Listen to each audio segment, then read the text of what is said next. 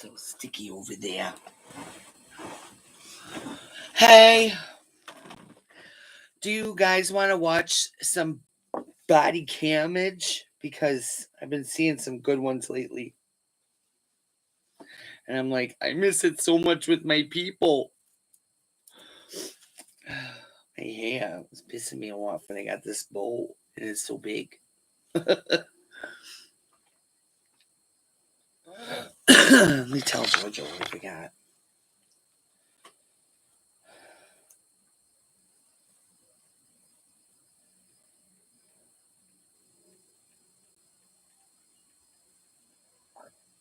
Excuse me. I burped.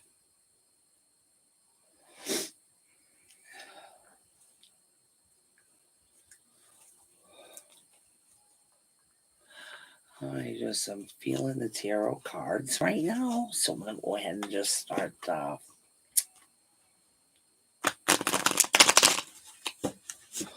Jojo.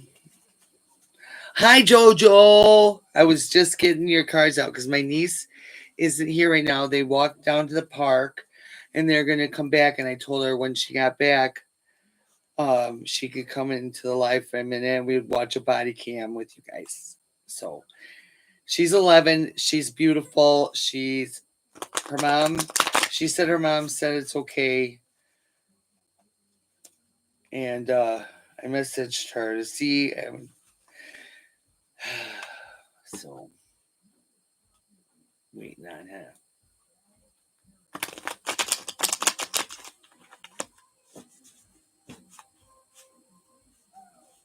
Oh, she is. She just a heart of gold. She's just like me. Like I see myself in her so much. You guys probably will too. The way she is, she's so sweet. She did have makeup, and I gave her some of my false lashes that were like daintier, smaller, and she wanted to put them on, so we put them on. She's like, I feel like I have spiders on my eyes. You got to teach them how to do their makeup. You know what I'm saying? Like, how is a little girl going to be able to know what she's doing? I used to tell my daughter, she would watch me do mine, and I'm like, go and watch tutorials, learn how to do it. You know what I'm saying? I gave her all the equipment needed, and I said, go to town. And that's what she did. And now my daughter's like phenomenal at makeup. Oh, see, that's awful. Every woman needs, and I am blessed that I had that. I had women figures that I grew up with, and my mom and I are best friends.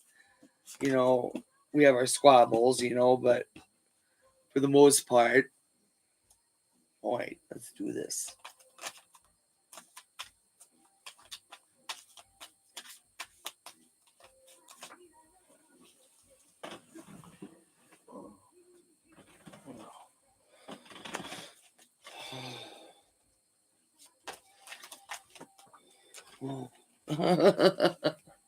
Wow.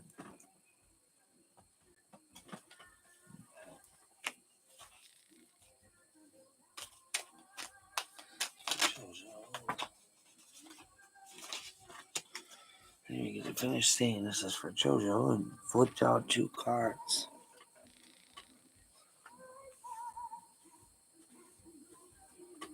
Oh, I gotta go get my tarot book. Because I know I brought it in here. Here it is.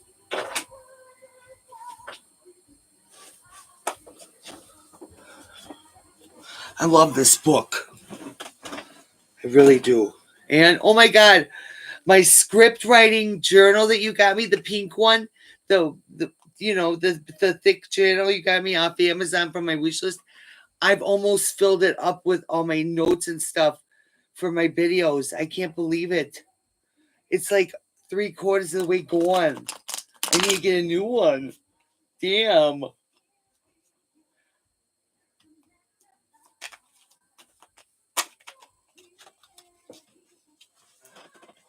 Oh, sorry. Shit. I always forget. Damn it. Sorry. I do. I write a lot. I do. I take a lot of notes.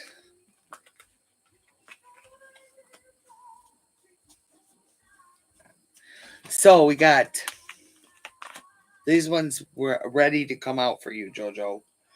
This is the Fool card.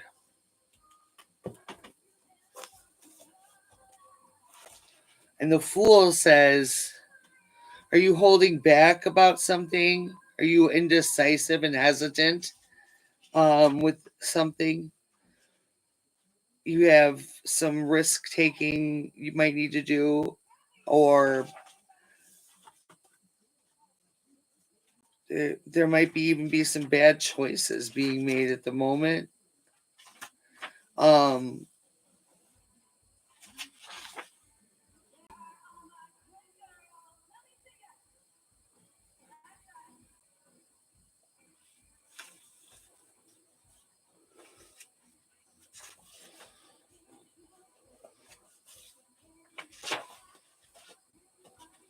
Sorry, Jojo. Just want to give you the best.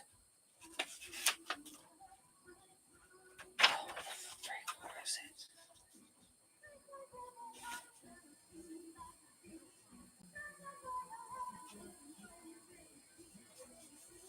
Oh, right here at the top. I'm sorry. Um,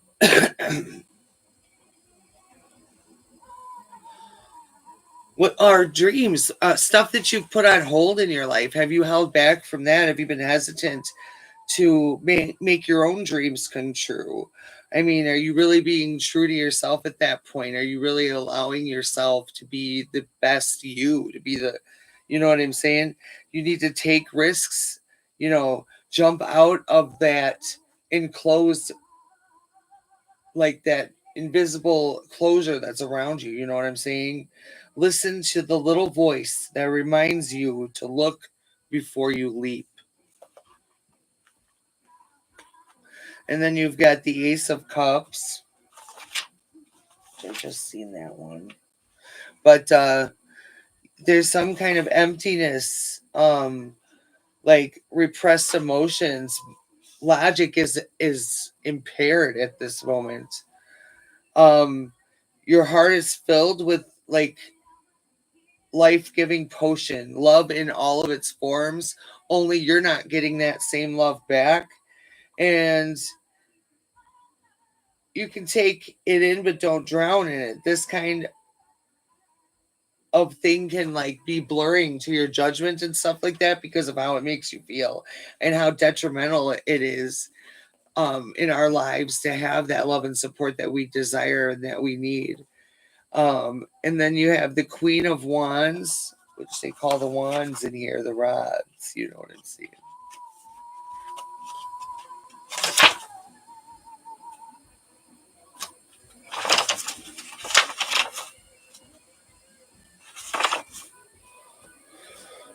And this one says, yeah.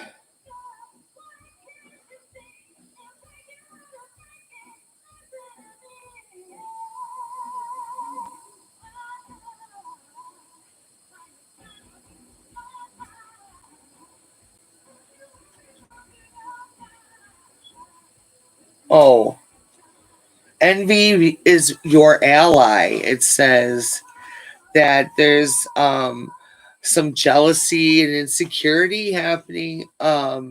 Someone might be being demanding and aggressive about certain things. And then you've got the strength card. Sorry, I'm getting distracted because of this awful music that's playing outside. Anyways, the strength card says you'll be having some self doubt lately. You're feeling weak and insecure, and it's like taking all of your energy away from you. You're dealing with a lot of struggle with raw emotions being the thing you're struggling with the most is those just raw emotions that tear you apart, but it's time that you look forward to the future with a positive mind and try to think things day by day. And this is me speaking this, but also like I feel like it's empowered with a lot of energy that I say this, that you gotta grab the horse, or what is it? To grab the bull by its horns and take an opportunity to just risk it all for a change that will benefit you and F the rest. You know what I'm saying? Um, let's see where the strength card is. I had felt that I had to say that. I'm sorry.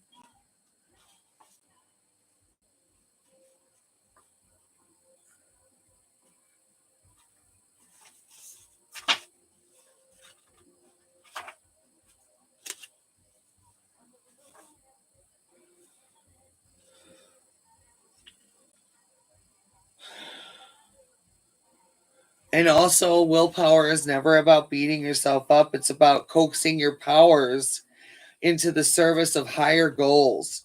So basically, like, you know, take that willpower, or take some willpower if you can, and force it towards your goals and not towards anything else. Don't put it towards fighting with an ex, or say anything else at all in your life. You know, focus it all on who you want to become. Where do you want to go, so that you and your family can do well on your own without the help or anything from others. I don't know if you get any help from others at all, but I mean, that leaves you totally independent when you don't have to. Um, and don't repress your feelings, accept yourself and others, those that need that are meant for your life, are the ones that are going to accept you for who you are, and basically take you for who you are, like I have, and like other people have in your life. And I feel like that I don't wish you to be anybody else but yourself, you know, and I want you to feed that. I want you to make that into the you that you want to be someday. Let me find my water. I need it right now. What did I do with it?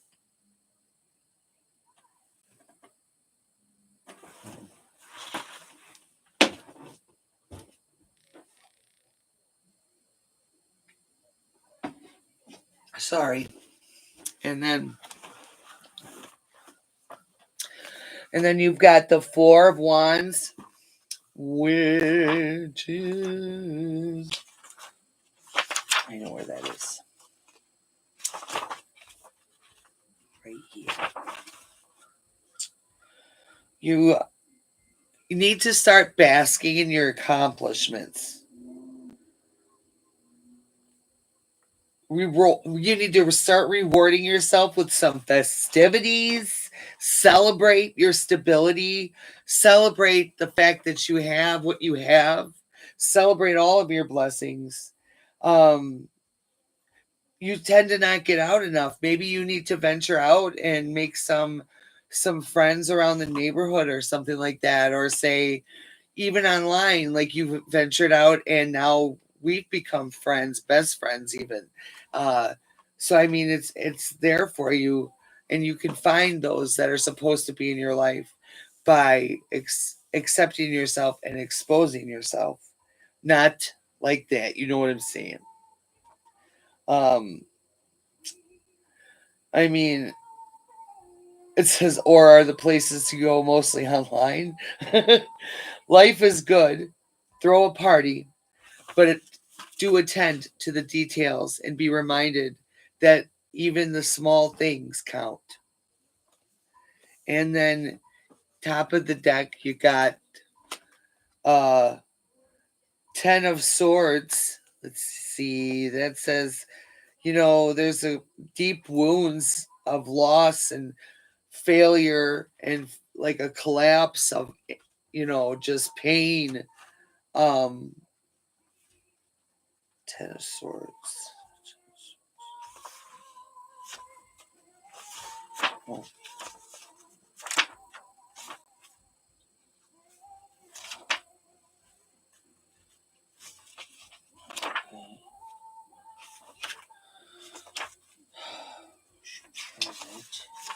Oh, here they are. Okay. good or bad, something significant in your life is going to come to a painful end, it says.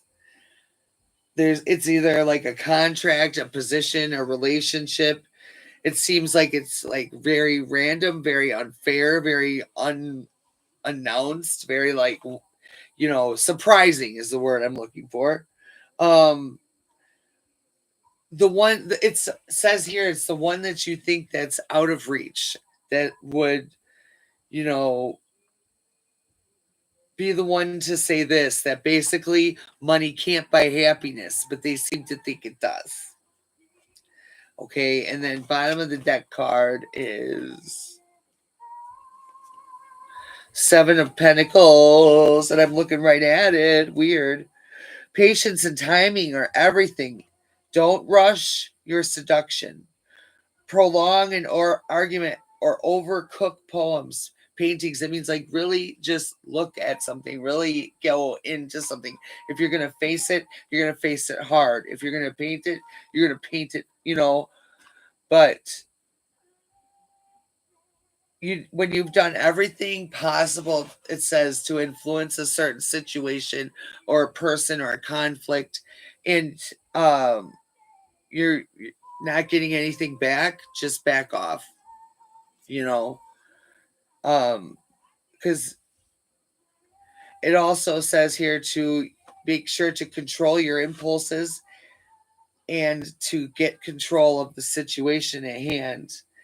And it says like planning, uh make sure you're also reflecting, like I said, and long-term results will come from this. It might start off very slow, but in the end, it's going to be really, really beneficial to you. So I hope that resonated.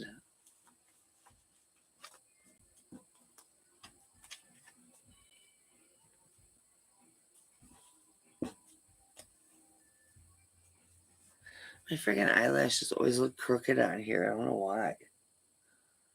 But when I go look in my mirror, they're not. Weird. I understand, honey. I'm sorry.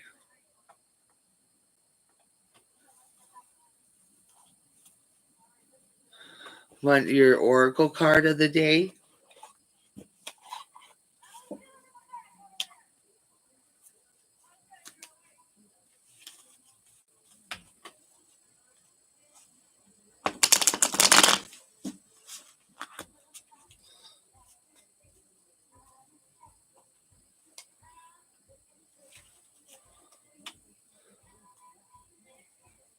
Good. I'm glad that I can do that for you. I love you. All right. Well, that one is it. I got your oracle card of the day. Let's read it.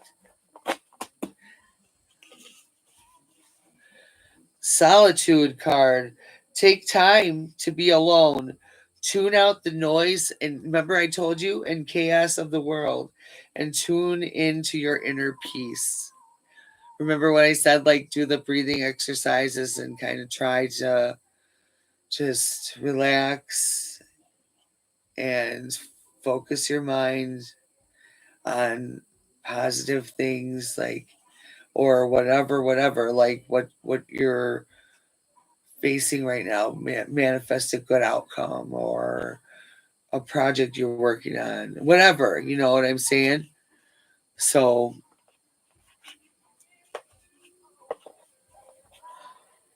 but my baby niece wants to watch. I always call her a baby, but she's 11.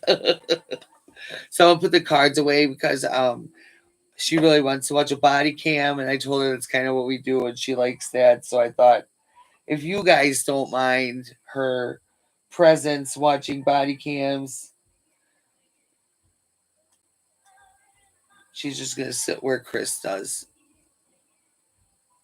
I know. I like, how much do you need for a B day? When do you need to have her birthday party at? Or what day is it? Did you send me an invite for it? Did I look? Oh my god. I'm awful. I need to look. I don't ever go on Facebook. That's the problem.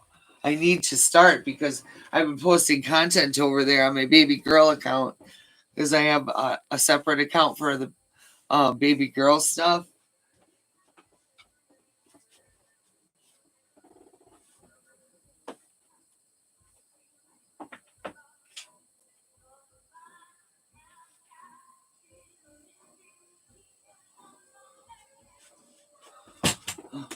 I've made a real collection over here of stuff.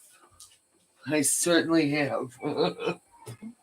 I got boxes made up for Olga Jin's kids, though. I got some toys together, some coloring stuff. I'll be right back. Hang on, honey.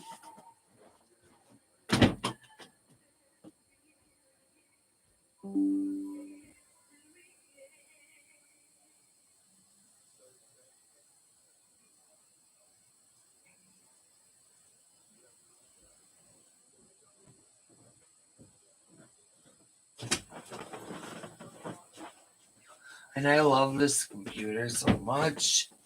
Dude, I so much love this computer. I feel like I need to cut off my nipple and send it to Olga Jin because she did that for me.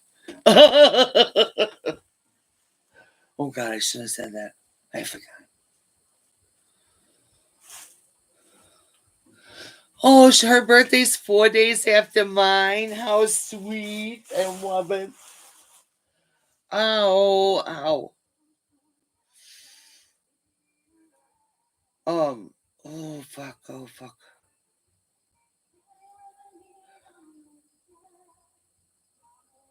Oh, oh, oh, oh.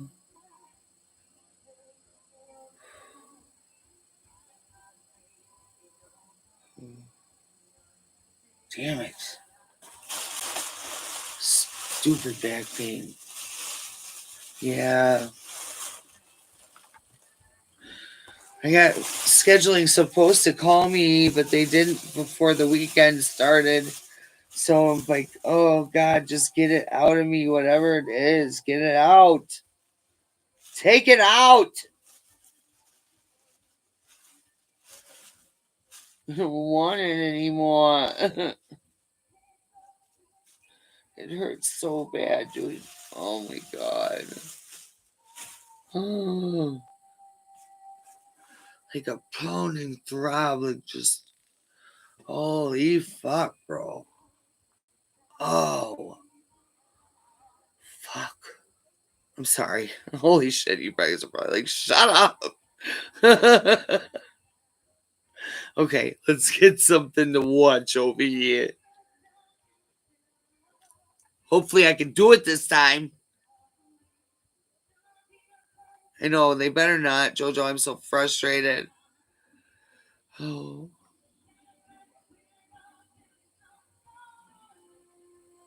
Okay, let me see here what I gotta do here. Oh. I'm on Edge. Where's Google Chrome?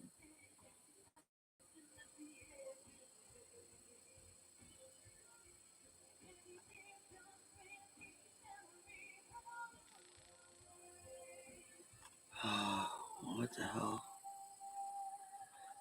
Well, oh.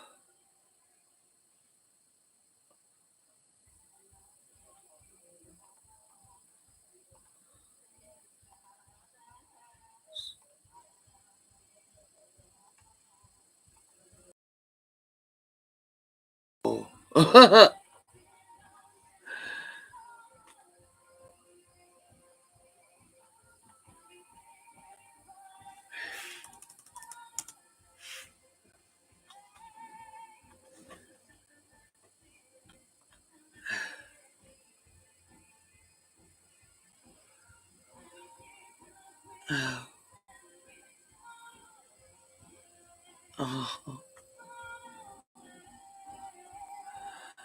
oh, oh, it hurts so bad. Oh my God. Oh my God. Oh my God. Oh, oh my God, dude. Uh-huh.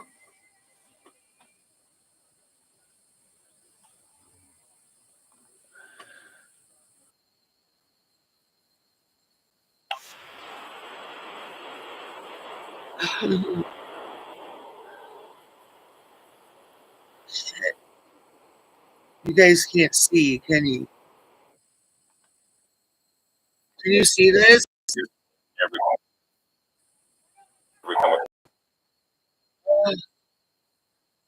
Oh, I got,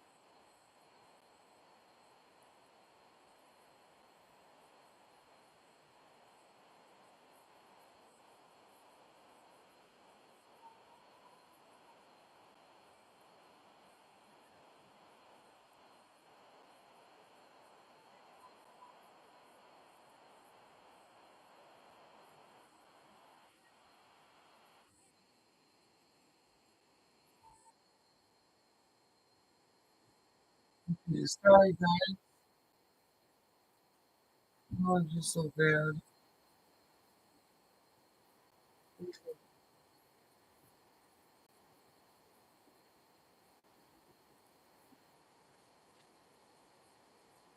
This is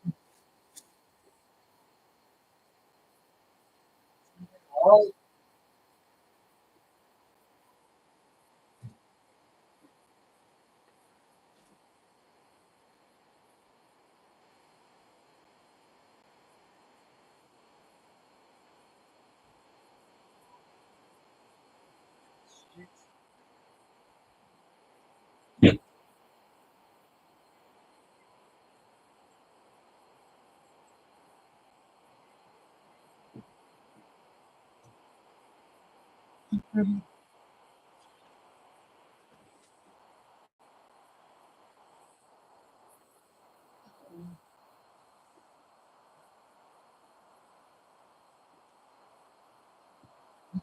Fuck.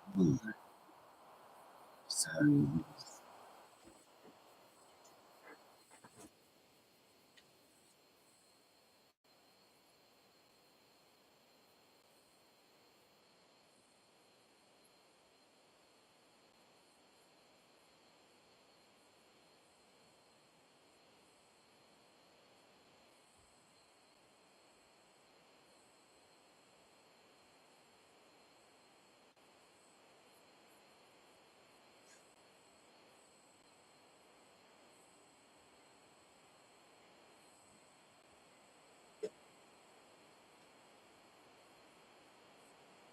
Shit, sorry. Son of a bitch.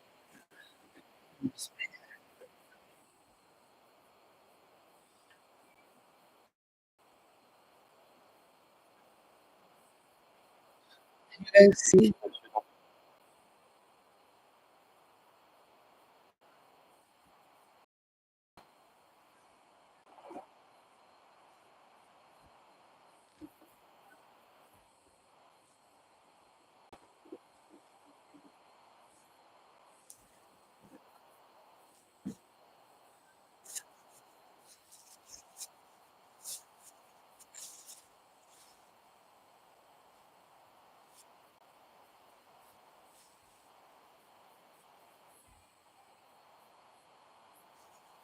Right?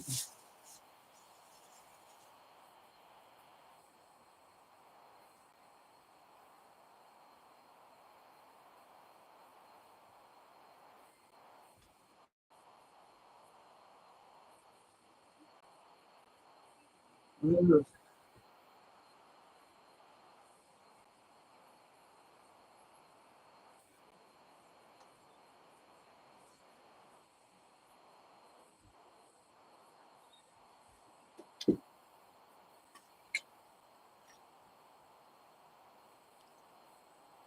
I can't tell if you guys can see. I hope you can. Can you see? You can't hear it? You can't hear it? Fuck.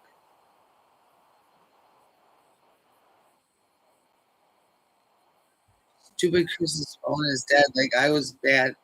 It's so bad. Yeah, honey. Damn it, guys. I know. I'm trying, honey.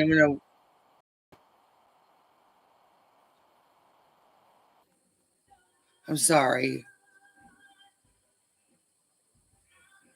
I'm gonna move this over here. There we go. Haha. I think I got it now. Yes. USO. Yes, yes. US holes. Oh, it's okay, honey. It's been so long that like I'm almost so used to it. Like, you know what I mean? Uh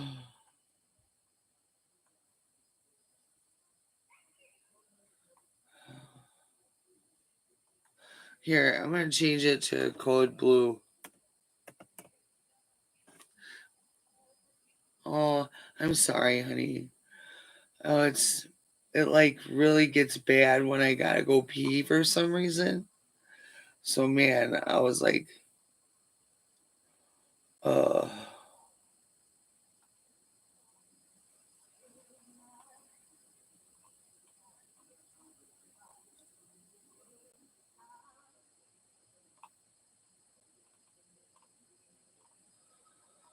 watched all of them.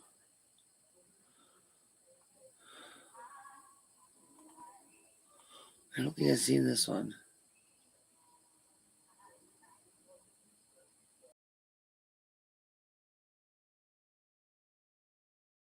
Pursued a vehicle on I-90 that had been stopped earlier that same night after the driver was seen speeding and driving with a suspended license. After several miles, the vehicle came to a stop on the interstate near Sparta, Wisconsin.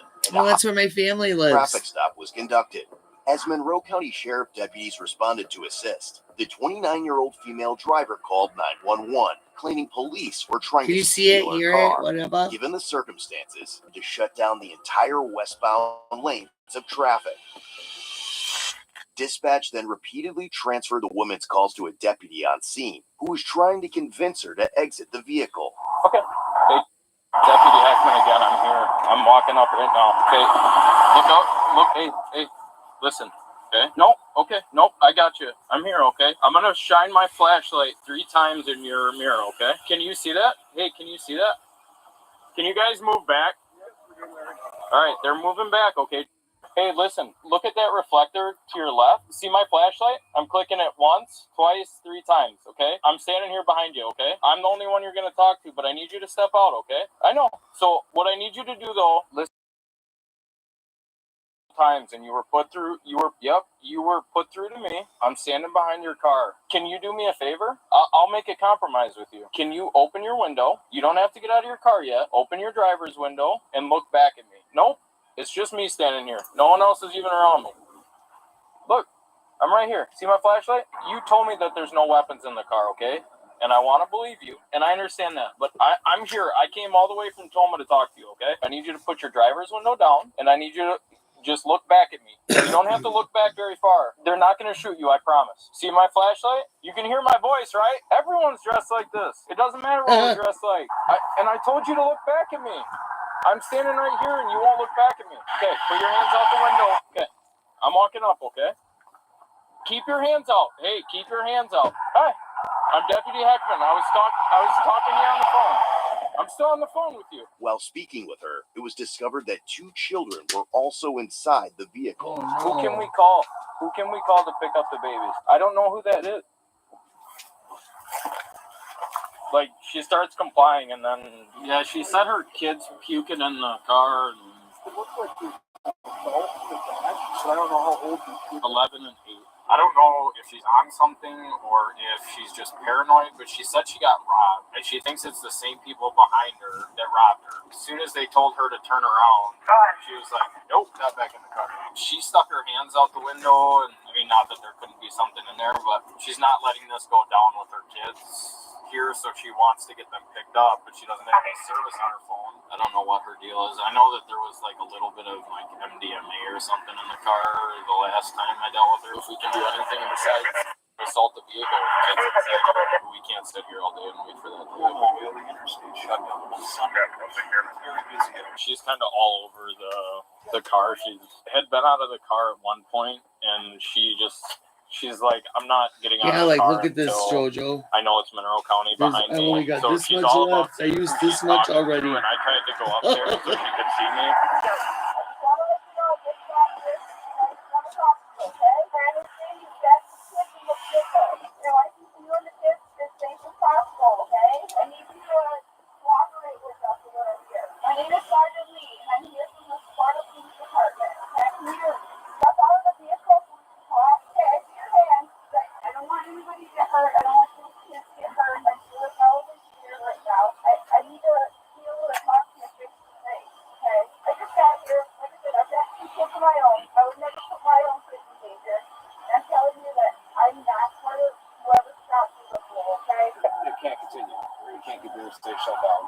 I mean, is it worth just getting on the PA and saying, listen, if you don't come out now, we're going to take you out of the car? I would advise you that. That's what's going to happen. So I would just tell you. Because I don't think we're going to get any. If we're going to go up there, all we're going to just take her in.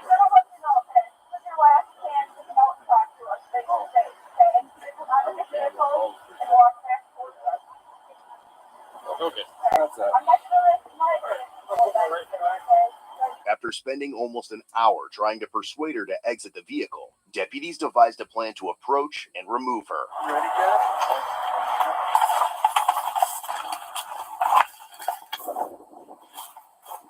Hey, where you got some Band-Aids? Sure, we're in the place, but sorry, sticking out like sore thumb. Yeah. Light now. While some deputies worked to distract her from the driver's side, others approached from the passenger side and placed spike strips in the front of the tires to prevent another escape attempt.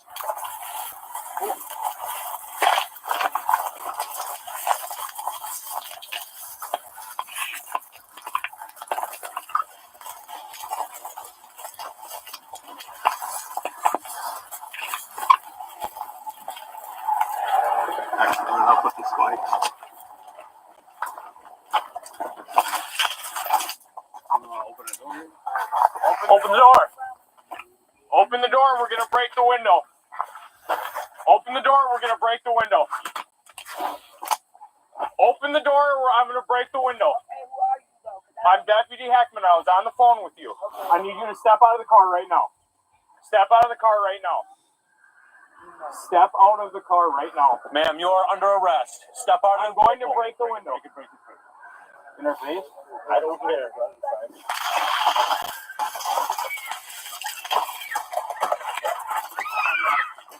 Taser! When she began rolling up the window again, deputies broke the window and deployed a taser as she actively resisted. The two children were quickly and safely removed from the vehicle at the same time. Get out of the vehicle now! You're gonna get tased again! Put your hands behind your back! Now! Got it. Alright, man, relax.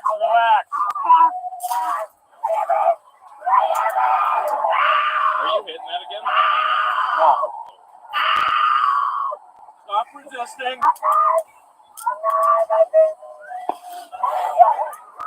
Alright, hey. Good.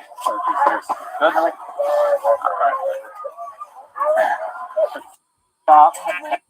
We gotta get you on your side. Alright? Yeah, sorry, roll her over.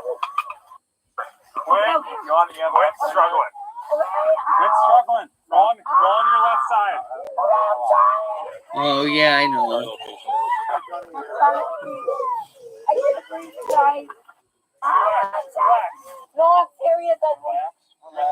She's here now, so I'm gonna let her come in. This is my 11-year-old niece, Madeline. Okay. That's okay. So are they able to see your screen and you? No, we see just this in the chat, but they can see us just sitting here. You know, my friend got me that one. We got one coming. Yeah. Okay? Hello, everybody. Why are you How about that we just today? why are you British now? Oh, no, it's that cold no more. We want to see what else not okay. What do you mean? We want to see if you're hurt or anything. Hello. Really? Are you serious? I have it all documented. This is my niece. Can we Here, stand let's up? do this. You guys, that's what you Can we want. pause it real quick, you guys? You can't. I promise. Let's see if you're hurt right now. Language, you're on live. Oh, it doesn't I matter. went to the doctor. Weren't we gonna have toast? We are. Okay. Did you have fun? I made a couple friends at Did the you? park. It was really fun. Okay. Oh my god. Hey, I Okay. was sitting there, right, and a girl came up to Maddie and asked her if I was. Oh, did you see that? Your auntie always talks you up to us. Thank you. He thought I was a creeper over there. Who did? A bunch of people.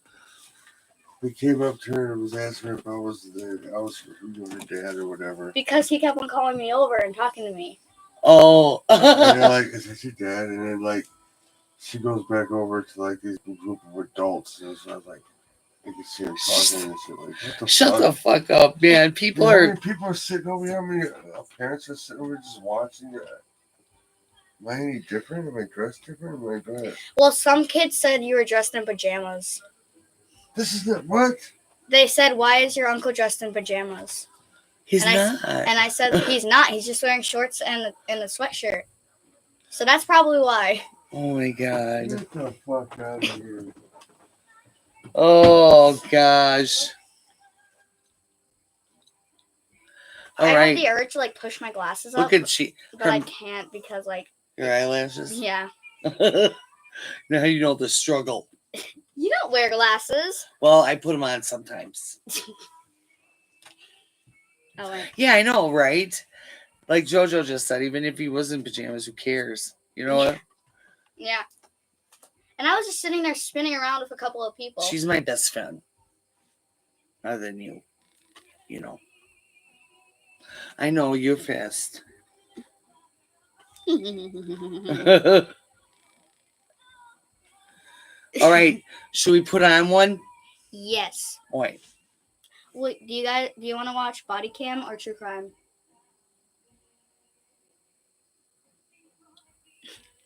Why, you want to watch a true crime?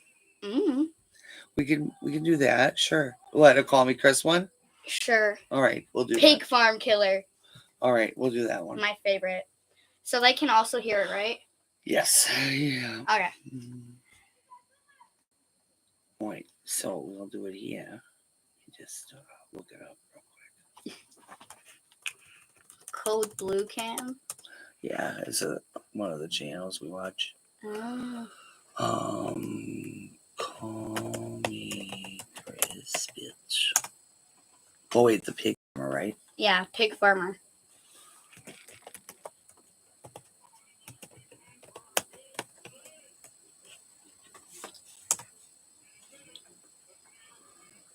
This one? Yeah. Yeah. Oh, look. Okay. Yeah.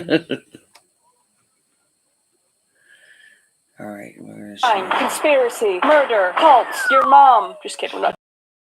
We're talking about murder today, specifically the Piggy Palace killer, the pig farmer killer, the butcher. We're talking about Robert Pickton. For those of you who don't know who Robert Pickton is, in 2001, Robert Pickton was charged for murdering 26 women, dismembering them, and feeding them to his pigs on his pig farm in Port Coquitlam, British Columbia, Canada. Although Pickton claimed to have killed 49 women between the years 1983 and 2002, and this quickly became the largest serial killer investigation in Canadian history. And this one hits really close to home, literally, because I lived 30 minutes away from where this took place, and I was alive. We're not going to talk about how old I am, but I remember all of this happening, and I remember vividly how this investigation absolutely shook the city and neighboring cities to their core. It was terrifying to know somebody so close to home was committing these atrocities against mothers, daughters, sisters, aunties, and it struck fear in a lot of people for a really long time because this was an extremely long, drawn-out investigation. But this also was my weird awakening into not liking true crime, but being interested in true crime. When I was a little tyke and hearing about the story, I just wanted to catch them all like Pokemon and throw them into Satan's fire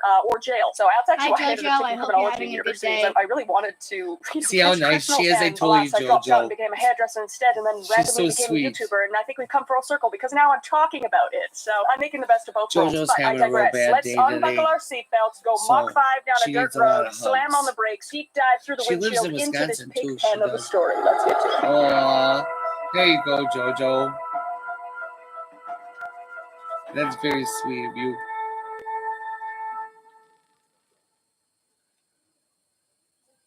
It's not a good one to watch. So, Robert William Pickton was born on October 24th, 1949, in British Columbia, Canada, and a middle child of 3. I've never not wanted to be a middle child more in my life. But anyway, he was born to Leonard and Louise Pickton, and he was raised on his family-owned pig farm in Port Coquitlam. His father was a farmer. Her day got and when better he was because I younger, he met messaged her. his 16-year younger wife in a coffee shop. in poor cold She- sweat. Oh, that's so sweet. They probably like touched She always hands when she feels passed him a abandoned muffin and or left something, behind and they by looked into people each that other's always eyes break her and saw heart. how You know what I beautiful mean? one another were, and then they fell in love. Isn't that such a nice Sorry.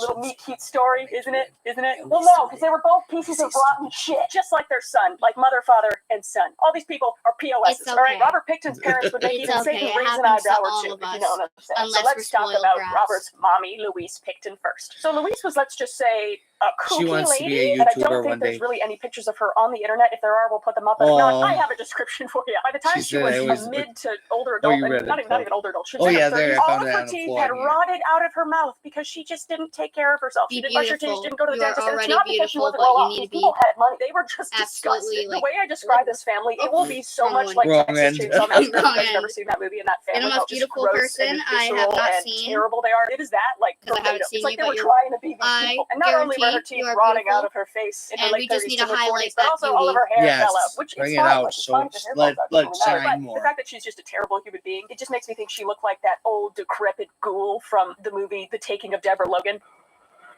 Oh yeah. Terrifying. Yeah. But to make up for the lack of hair on her head, she I had remember a that. sick goatee, let me tell you. And a sweet mustache, according to people that she knew. So basically, just picture this. And to boot, her choice of attire, according to her friends, Must have a would big be a forehead house then. dress over top Right. of very loose jeans and the largest gumboots possible. So she was just waddling around the farm. She looked like a little gremlin, man. I don't know. I think it's kind of funny, but again, she's a terrible person, and we'll get to that. And she also was extremely short. Again, not that that matters. I'm just describing her to give you a picture. And there's not much known about Leonard Picton, his appearance, and how he was, because he was a pretty standoffish kind of father. You know, one that you want approval from, but you can't get, and he just beats the shit out of you every time you try to talk to him. That was Leonard Picton. That's basically all the description we have. But both of Robert's siblings inherited Louise's stunning good looks, but Robert was said to have inherited his dad's rat face. And you know what I mean, because look at this guy. Piece of shit, rat-faced.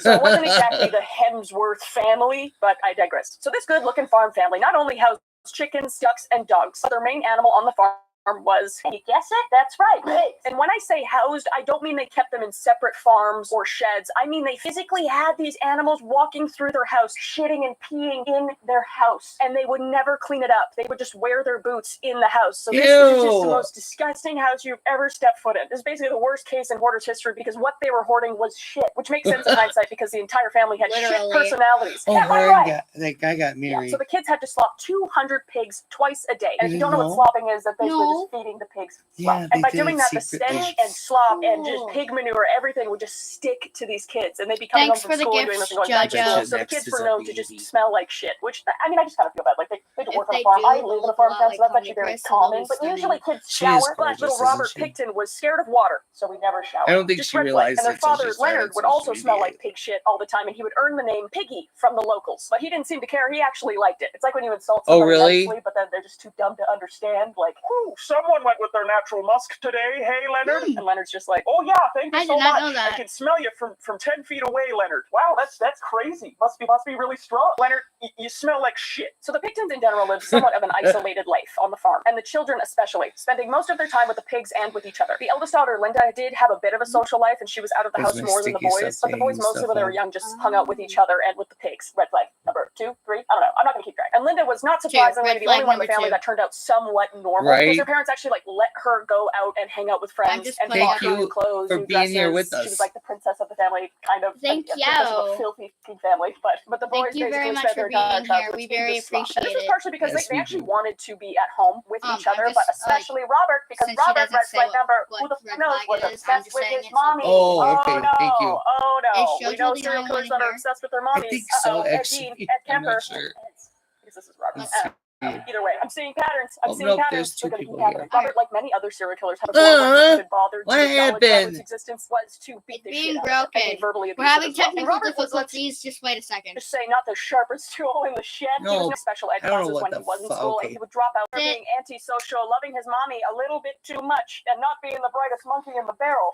Robert Picton got picked on quite a bit, believe it or not, which I don't condone bullying, but now that I know that this man literally is the worst human being alive, I don't really give a shit. And one of the ways he would cope with being bullied would be to go home and hide in a fresh hog carcass until he felt better. So it's like Yeah. The Revenant, except he didn't do it to live. He did it to...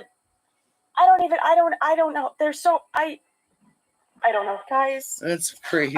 I feel like I look like a freaking dweeb with my glasses, but I literally can't see if I'm in focus or not, and I cannot see the document that I wrote, so I gotta go back to the glasses and sorry. Sexy secretary criminal Chris, coming at you. Here we go. Now, at 12 years old, Robert would have Yeah, an Chris important looks moment gorgeous that happened with in his glasses. life I that know. he would go on to tell anybody that would listen as he became an adult. Robert, at 12 years old, would go to a livestock auction with $35 of his own money that he saved up. And for those of you who don't know, livestock auctions are where you buy animals often to either have on your farm or just to butcher. Anyway, he would go to that livestock auction and he would spend his $35 on an adorable little calf to raise. Oh, like a little cow, so cute. I love it. And he would go The on cow to dies. raise this calf for a few weeks and he was loving it. He was having a good I time. didn't say And then one anything. day he would come home from school and he would look for his calf and he would say, Dad, where's my calf? I can't find It's it. Do you okay. know where I put my calf? and his father would say, oh son, have you looked in the barn? And little Robert would say, No, Father, but I will. Thank you for letting me know. so he walked over to the farm and he looked for his little cow companion. And when he opened the doors to the barn, he gazed upon his spotted friend hanging from his feet from the ceiling with his throat cut, bleeding into a bucket on the ground.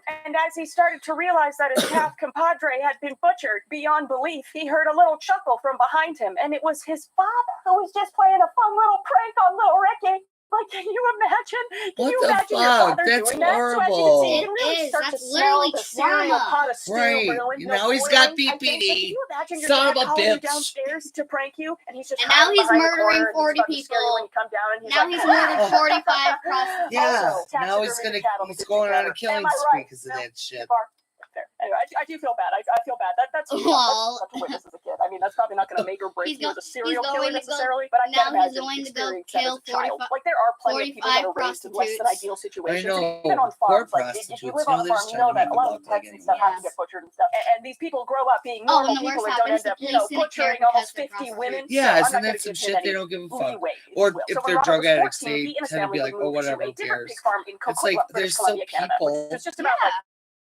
20 minutes away from Port Coquitlam. And Linda, Robert's older sister, would take this opportunity to get the I out was of a town, drug man. addict. She What went they to won't let me Vancouver to stay die. with friends and relatives, and Yeah. she was like, bye, bitches. Y'all are fucking disgusting, and I'm peacing out this bitch.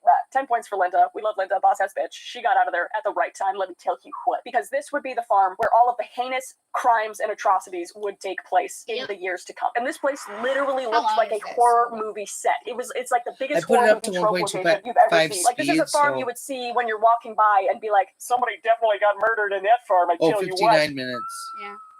Did you guys hear that scream? And this land Isn't was too bad. literally littered with quicksand spots I'm that you into could it, though. very I like much it. potentially die in if you You want me to stepped in. change And to it? top it Sure. off, there was a No, I'm just putting creepy, it the same smelly way. lagoon Oh. at the back of the property. Really, all that was missing was a creepy guy in overalls that preyed on helpless women. Am I right? Oh, yeah, that's this guy. Yep. Again, that's just Chainsaw Massacre, man. That's all I could think of. So this farm had over 700 pigs Chainsaw on it, Massacre. 700 Right. pigs, and a couple hundred never chickens seen stuffed Chainsaw into a couple different Massacre. sheds and No? barns. And Oh. Willie, aka Robert, and Dave, just about to be out of high school, were slopping That's the a pigs movie 3 and a times a half. day at this point. So they slop in the morning, they'd slop do at you mean? lunchtime and from school, and they'd The slop at night. And they'd Chainsaw slop at night. Massacre That's what movies? they say. All well, never They were, taking a shower. scary. Well, Dave sometimes took a shower, but Robert literally never took a shower. He would have to be forced to take it, and no one was really doing that. So this guy was a piece of shit that smelled like shit.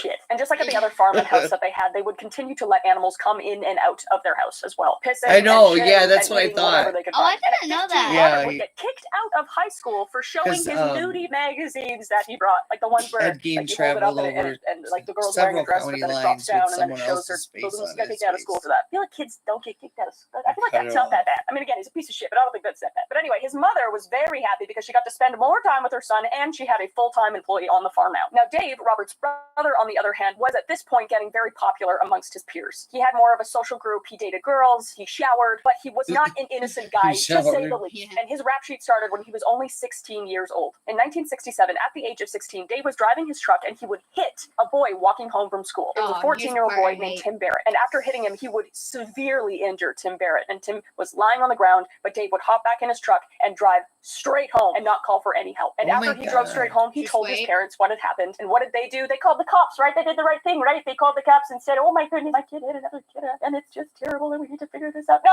Leonard, Dave's father, went to his Wait. truck, cleaned off all the blood, and began to fix it as to cover up the crime. And Luis went Mach 5 down the dirt Wait. road to where Tim Barrett was and proceeded to roll him off the road while he's barely conscious, dump him off into an embankment that was slightly flooded, and hope that no one would find him and that he would just die. So yeah, this is kind of where I'm saying that his parents were pieces of shit. And that is precisely what would happen when Tim was found a few days later. The truck hitting him is not what caused his death. He died by drowning. So Louise Picton actually killed this kid. And the only reason why we know that is because Louise later on in life told one of her friends this is what happened. So this is just a family full of psychopaths, a family full of just filthy mongrels. And despite being fairly well off with their farm business and with their meat locker business, where they would hold processed meat for people to come and pick up to consume later on, or hold meat that they butchered for people, this family would still go to local dumpsters and just hoard anything they could find and eat anything they could find. So these people were rich. Like, they were well off into millionaires at this point, but they were just filthy. I don't know how else to say it. So if you were to go onto this property, there would just be garbage Auntie Rose is everywhere, getting and the house toast would for just us to munch smell on terrible. So by right the early now, 70s, the so Picton she's gonna be brothers were gone starting for a to couple establish minutes. their career paths on the farm, and these are the careers that they continued to have for the rest of their lives, or until somebody went to jail. Dave was working in demolishing and construction, and Robert was working as an apprentice butcher. Red flag. And it was also at this time that Robert would gain the hobby of writing to pen pals. That's fun. I used to write to pen pals. That was very fun. I loved doing that. And his favorite woman to write to was Connie Anderson, who lived in Michigan, USA. And when Robert was 24, he would take a road trip for the first time out of the country and go to Michigan to meet Connie IRL, NGLLOLXOXO, Gossip Girl. Sorry. And shortly after he got down there, they actually got engaged, but it did not last long at all because Robert needed to go back to the farm in Canada, and Connie had a job where she couldn't leave in Michigan. And I'm just going to say this, Connie, you dodged a bullet, all right? Or should I say a psychotic, mass-murdering, corpse-feeding human butcher? Am I right? Yep. Yeah, you so are Robert right. would inevitably go back home and continue working on the farm and continue working as a butcher. And finally, in 1978, Leonard Picton, Robert's father, would pass away at the age of 91. And the year after, his mother, Louise Picton, would pass away as well at the age of 67 with the cause of cancer. And you know what that means when both the parents are dead? Bring out the will!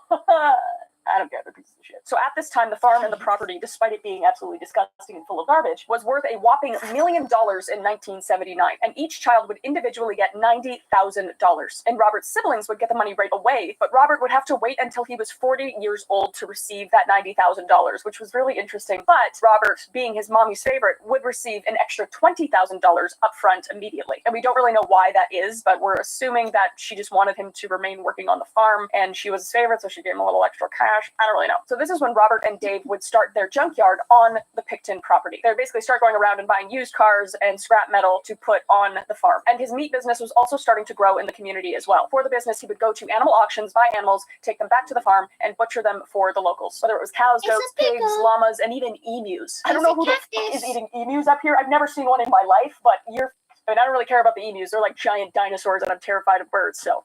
But what his customers didn't know is that Robert would save a lot of money by picking out animals that often were like sickly and diseased and were filled with sores and pus, which is so disgusting. But he's a business savvy man. I gotta give him that. And Robert's method to butchering these animals would be either to cut their throat or shoot them in the head with a nail gun to end their life. And then he would punch a hole through their ankles and string them up upside down to bleed them out into a bucket. And after that, he would proceed to dismember the animal and butcher it. And this would be the almost identical process carried out by Robert Picton to murder the dozens of women in this slaughterhouse as well in the years to come. The body parts of these women would accompany animal parts as well, as Robert would bury them in 40-foot holes around the entire property. Not only was he about to murder dozens of women in the near future, but he would also use this property for other criminal activity as well, including running a chop shop for the Hells Angels. And for those of you who don't know, the Hells Angels are essentially a very large criminal biker gang that is very prevalent to this day. I actually know people who have ended up in the Hells Angels. And these crimes span anywhere from money laundering, car theft, murder, etc. to get into this gang. So just not great people to associate yourself with, except if you're a serial killer. Sounds about right. So in 1980, Robert Picton would start taking the excess animal parts to a rendering plant in Vancouver, British Columbia, which is about 20 minutes away from Coquitlam. And it was called West Coast Reduction. Essentially, a rendering plant is where you take animal parts that are not fit for human consumption and they ground them down into a paste of sorts that they can use in cosmetics, soap, paint, etc. And I bet you can guess where this is going. Remember when I said he butchered women and got rid of them in the same way he got rid of the animal parts? Yeah. So there was literally human remains being dropped off at this rendering plant and unknowingly processed by the people at the rendering plant and shipped out around BC and all of Canada. And whatever scraps he did not take to the rendering plant, he fed to his pigs. And it just makes me sick to my stomach too. I can't even imagine the the amount of disrespect, disdain, and just disregard for human life. Like I said in the beginning, these are mothers, these are daughters, these are sisters, and he's just disposing of them like animal scraps. Like I truly hope this man is just rotting away in jail with the never-ending existential dread and fear of the fact that he is going to be burning in an eternal flame for the rest of his godforsaken death. You know, I have the utmost sympathy for the victims and their families, and I just always want to reiterate that. Anyway, so after Robert would drop off the scraps at the rendering plant, he would be only a block away from his future hunting ground, which was East Hastings, Vancouver, which was a strip in which homeless and prostitutes were roaming in the hundreds. It was also known as the prostitute stroll, and still is to this day. Most of you won't know this, but I know this very intimately because I spent a lot of time in Vancouver. It's really not that far from me, and I also, on a yearly basis, go down there to give out food and clothes to the homeless there. But this street is in horrible condition. It is extremely unfortunate, and I feel bad for a lot of these people. I know, a lot of people can't control what happens in their life, and a lot of people can, but it's just extremely sad going to the street. I know a lot of people that have visited here and they see East Hastings, and it's like The Walking Dead, to be honest. So this strip was essentially a serial killer's playground, especially at this time. And the police, quite frankly, did not give a flying fuck what happened to any of these people on East Hastings. So it was basically a free-for-all. And we do know that another serial killer working around the exact same time, Gary Ridgway, was said to have picked up at least a few victims on East Hastings. And we know that because when the police caught him, they would find a map in his truck with the exact location circled. And another serial killer that was active at the time, Gilbert Jordan, was working in this area and was said to have murdered numerous female prostitutes, specifically Indigenous women, which was and still is a massive problem in British Columbia, specifically. Not only to prostitutes, but just in regards to Indigenous women in general. We have what's called the Highway of Tears in British Columbia, and over 40 Indigenous women have gone missing and have been murdered on that highway, and there's been little to investigate it. And it's just heartbreaking. Like, I really hope that I can bring some sort of light to that. I am going to be right so bad back, for the okay? families of these women and for the victims themselves. But this was very common in that time and in this location, and also it was common throughout the states as well, especially in California with African American prostitutes as well. The police just didn't care, and that's what's so heartbreaking about the story, and that's how Robert Pickton was able to murder for so many years, because the judicial system was so flawed, and people weren't considered as people if they did a certain job, which is absolutely bullshit. And I truly hope that anybody that has family that has experienced this gets justice one day. So in saying that, let's continue. So the RCMP, the Royal Canadian Mounted Police, the Canadian FBI, if you will, these guys, I know, we never updated the uniform or the transportation. I don't get it either. Anyway, the RCMP did try to help the Vancouver Police Department in the early 90s during this investigation, starting Project Eclipse with a team of profilers in Vancouver. But it ended up not really going anywhere because the Vancouver Police Department didn't know at all what to do with their findings, because they're idiots. I don't want to say that about all of them. This is very, like, when I talk about the Vancouver Police Department in a whole, like, they neglected and they were not good in this case, but that comes down to the higher-ups. Like, I'm sure that there are so many wonderful police officers that really wanted to make a difference in the situation, but they can't do anything. The higher-ups don't provide funding and don't assign them to these cases. So when I talk about the Vancouver Police Department being neglectful, I'm talking about a few certain people. Frustrating because Kim Rossmo, a world-renowned profiler, worked within the Vancouver Police Department, but everyone around him in the department despised him and refused to work with him just because he was a profiler and a higher-up, and he worked his way up the ranks a lot quicker than the Criminal Mind episode where the FBI shows up to that small town police precinct and the police chief is just like, "What are you guys doing in our town? We don't need you." Well, there's a guy running around that has killed 15 people and you're sitting in your chair with your in your hand while Googling a very specific corn site that your wife probably wouldn't be too happy you're looking at. Isn't that right, Big Chief Daddy 69? How did you know that? We're the FBI chief. We're always watching.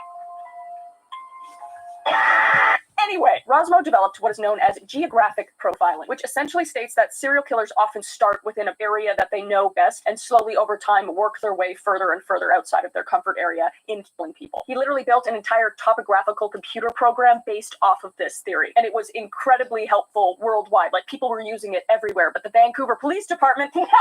They're too smart. They didn't need it. Nah, we're good. You built that. You spent years developing that, and it's worked for everybody else. Nah, we're good. Thanks, Lloyd. That's nice to know. No. And considering that this is exactly how Robert Pickton's case worked, with him working within his area and then working his way out, if they did use Kim's method, they definitely would have caught Robert a lot sooner. So we don't know for sure if this was Robert Pickton's first victim, but it's a very high chance that Wendy Louise Allen was Robert Pickton's first victim, because she was last seen being picked up by Robert on March 30th, 1979, and would never be seen again. And she would be the first of many many over the next 20 years. His next victim was Rebecca Guno, who disappeared on June 22nd, 1983, followed by Yvonne Marlene Abagosis on New Year's Day, 1984. So you'll notice how the time periods between murders slowly gets shorter and shorter. He's waiting a long amount of time to start, but then you see how he gets more and more comfortable and sees that the police aren't really caring or not really investigating, so they'll start to become a lot more frequent. And in 2004, a former sex worker reported that she did report a friend that underwent an assault and a disappearance all the way back in 1984 on East Hastings, but it was never investigated. And that's a pattern that'll keep happening as well. A lot of sex workers noticed that their friends were going missing and would report it. The reports would not get investigated. So back on the farm at this time, this started to become a place to hang out for criminals, basically. It became the place to be for lowlifes in Coquitlam. It was a place to drink, to party, and commit crimes. Am I right?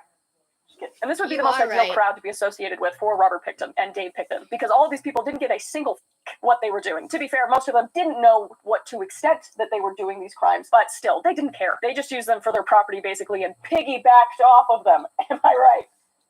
It's a terrible joke. But Dave, Robert's brother, like I said before, was the social one of the two, and he would be the one to socialize with everybody, and everybody would kind of just keep their distance from Robert, because he was widely known as just weird, and he would never let anybody go into his room, which who the fuck would? Basically, Dave was a cool brother, and Robert was the really weird brother that just came along to hang out because your mom said he had to, and people just tolerate him because they had to. Now, despite being a weird, smelly Robert always managed to maintain at least one relationship with a woman at a time, and a non-violent relationship at that, and one of those women was Tanya Carr. She would end up moving in with Robert when he eventually moved into a trailer on the property for 18 months. 18 months this woman endured this man's stench and presence. But during these 18 months, it was said and is kind of widely known that Robert didn't murder anybody during this time, or within about a 3-year gap between him murdering people. So her presence clearly changed something within him. I'm not sure how that works, but unfortunately she would leave, and shortly after that murders would start up again. So from 1992 to 1995, there wasn't any murder happening that we know of. But I think after Tanya left, this might have triggered something within Robert, and shortly after he would take 4 women prostitutes to his farm, and they would never be seen again. And the only reason we know that is because of a survivor by the name of Tracy gave testimony about it. Tracy was approached by Robert on East Hastings in 1995, and he was looking for a BJ. And Tracy said she almost didn't get in the truck because the smell was so rancid. But alas, she did end up getting into the truck, and Robert Pickton would drive the 30 minutes back to his farm, where they went to his trailer, which she said didn't smell much better than his truck. Anyway, something that Tracy did notice was that the trailer was filled with women's clothing and jewelry, which, red flag, number but she ignored that, and she went back, did her job, and then when it came time to pay her, Robert would look for his wallet and then accuse Tracy of stealing the money from him. He would then grab a knife and put it up to her face and cut 2 buttons off of her shirt, but she was able to talk him down, and he ended up driving her back to East Hastings. But on the drive home, he would brag about how he was a white knight and a savior of prostitutes, and would try to give them a second chance by getting them off drugs. And if he didn't get them off drugs, or if they relapsed after he tried to save them, he would murder them. He just blatantly confessed to this woman that he had killed multiple women. And this is something that's very common amongst serial killers, especially ones that go after women of the night, if you will. They have like this white knight savior complex, and then they also have this godlike complex that they can rid people that are less than them from the earth. And Pickton was very much one of these killers. So going back in time a bit, Robert used to have a friend when he was a child named Lisa Wells, and they would eventually grow up kind of separated and apart, and then Lisa Wells would end up actually having a kid with Dave Pickton, Robert Pickton's brother, and she would end up living on the property and becoming very close with Robert as well, like as friends. And he would kind of listen to whatever Lisa said. Lisa was the only one that could convince him to fucking shower. So they were very close. And she also remained steadfast that she did not know any of the crimes that were happening when they were happening, which, like, come on. She was even quoted as saying, "You know, I always had it in the back of my mind that Willie was a serial killer. I was never afraid of him myself. I knew he would never hurt me, but everyone else?" Well, but she said she didn't know that he was doing anything, but she had a really good idea. Hey, maybe listen to your instincts. All right. I don't know. Maybe look around a little bit. I don't know. So this is now around the time where Dave and Robert's parties on the farm were getting bigger and bigger. And they were selling a lot of meat during these parties and finding a lot of success. So they figured, hey, might as well make this into a proper establishment. And that is when the Piggy Palace would become a lucrative business on the property. And it would be at this time where Robert's victim count is now getting into the teens. at this point. But this place was legit. They had security, food, bartenders, live music, a dance floor. Like, this place held a lot of people. On a good night, the boys would be bringing in $10,000 to $40,000. Like, this was the place to be. And these Piggy Palace parties weren't only attended by, like, low-life criminals at this point. They were attended by, like, off-duty officers and just regular locals at this point. Like, this was, like, the Piggy Palace was the place to party, you know what I'm saying? So in 1995, a victim of Robert's was found for the very first time out of all of his victims so far. She was unrecognizable and unable to be identified because all that was found was one half of her skull that was cut in half.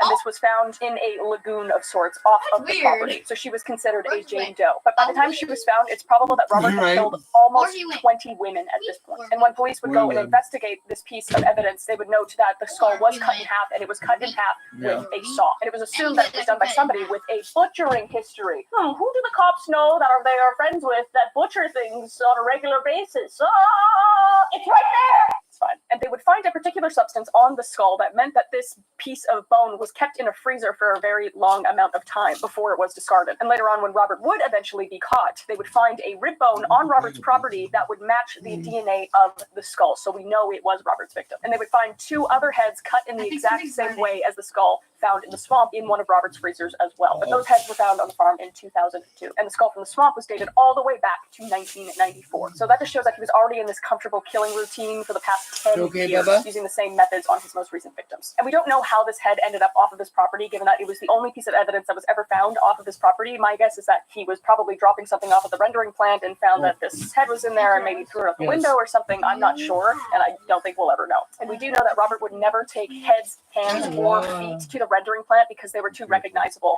and he didn't want to run the risk of people seeing that. So he might have just taken the head by accident. I don't know. Like when you forget your keys, I don't know how that works. So by early 1997, Robert's victim count was almost at 30 at this point. And it was at this time the women of the night were getting more and more apprehensive about getting into Robert's vehicle or anybody's vehicle at that point, especially going to a much further location like Coquitlam because it was about 30 minutes away. But Robert didn't really have an issue with this because he would just offer them a lot more money than they would sell their services for. And he would also offer them drugs on top of that as well. Because at this point, Robert was a millionaire. Dave and Robert were doing very well with the Piggy Palace, the Meat Locker, the Chop Shop Yard. They were doing very well for themselves. So he was able to throw money at whatever he wanted. And if he ended up murdering somebody, he wouldn't have to pay them at all. But this is one of my favorite parts of this story. So one night, Sandra Ringwald, a boss-ass queen bitch, she's not a bitch. She's awesome. A working girl from East Hastings got into Robert's truck and took the half-an-hour trip back to his pig farm. Once they entered his trailer, she took notice that a large kitchen knife was just sitting on the kitchen counter. And then she proceeded to go back into Robert's bedroom, which was just a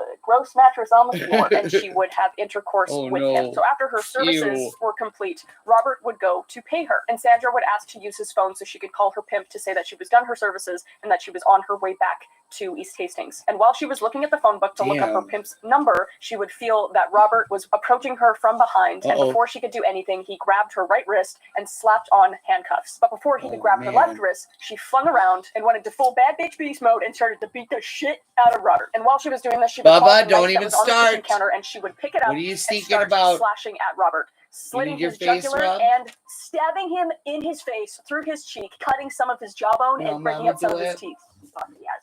Metal, dude. And although she got these blows in, Robert was just Frankenstein and just kept coming towards her. So Sandra, realizing she had no other option, she just ran and busted through Robert, busted through the trailer door, and got outside. But Robert would follow quickly behind her and wrestle the knife out of her hand and end up stabbing her twice in the abdomen. Luckily, he was starting to get weak from blood loss, so she was able to wrestle the knife back from him and wrestle off of him and sprint towards the public road while carrying her fucking intestines in her hand. Like, I would have given up. To be honest, I don't know if I have the strength to do. Like, this woman is my goddamn hero, all right? So she's running with a knife, carrying her intestines, waving down a car, and this older couple would come and pick her up, and she would be absolutely frantic. And not knowing if she was going to live or die, she would point back at the farm and say, if I die, that man killed me. This couple would take her to the hospital, and police would show up as well. She would tell them the story, and they would go back to Robert's farm. And this is a happy ending, right? Oh my gosh, they're going to catch him because he did all this bad stuff?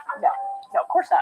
Of course not. The police would go to Robert's farm and see him dying in a pool of his own blood and take him to the hospital. But unfortunately, Robert was able to easily talk his way out of the situation and just say that Sandra held him at knife point because she was robbing him and it was just in self-defense. But the police would actually do something and charge him for attempted murder. But when the day of court came, Sandra didn't show up to testify because she was absolutely petrified of what Robert and Dave, his brother, might do to her if she didn't win the trial, if it didn't go her way. So Robert got off scot-free and would continue to kill for 4 more years. But at this time, word had spread about what Robert had done. So you'd assume every working girl would be wary of giving Robert any business. But it was at this time also that he would hire on a con artist prostitute by the name of Gina Houston that would aid in the flow of non-stop working women doing services for Robert and getting murdered. So they met in 1993 and they quickly became partners. Robert would pay her rent and give her extra cash, and Gina would promise the prostitutes that she knows this man with a ton of money, a ton of drugs, and a good time. And usually about 50% of the time they would agree to go. And of course, when it came to testifying, Gina denied that she ever knew that Robert was killing any of the women, even though she was said to have known over 30 of the women that were never seen again. So she's just like, No, I mean, I knew them. I knew them instantly, and I saw them all the time, and then I never saw them after I was with Robert, but I mean, who's to say? You know? you're a piece of shit, Gina. So in 1997, Robert would kill the most women he would ever kill in a single year. And that number was 14 women in 1 year that we know of. And the police a year later in 1998 would say, quote unquote, there is no indication of a serial killer here. What? There's over 30 women that have disappeared from the exact same Jojo, place. can you And comment these police if you're are still still here? in denial of that. Like, Are you still here, or babe? they just don't care. And that is my personal opinion, is that some of the police officers, the higher ups, just definitely didn't care or prioritize sex workers, and it's disgusting. Now, by 1988, there was a $100,000 Oh, she's here. reward Yay! from America's Most Wanted. Not even the police, but a TV show took notice of the whole situation that was going on and even did an expose on it and offered $100,000 Canadian to anybody that could come forward with information about this case. And at this time, there were definitely a few people that could have come forward and completely blown this case wide open. And one of them was Robert's friend, Andy Williams. Andy Williams had been one of Robert's friends for a while and also lived on the property. A lot of Robert's friends lived on the property. He was really big. You'll find that a lot of these people that were associated with him at some point lived on the property. And for some reason, Robert loved to share all of his secrets with Andy Williams. So one night in 1999, Robert asked Andy if he wanted to go get some from East Hastings, which, like, as your buddy does, you know? And this is a night that Robert would open up and tell Andy what he really liked to do with the prostitutes. And Robert would show him. So Andy would say that Robert would lift up his mattress and show him the tools that he used to kill these women. He would show Andy a pair of handcuffs, a belt, and a piece of piano wire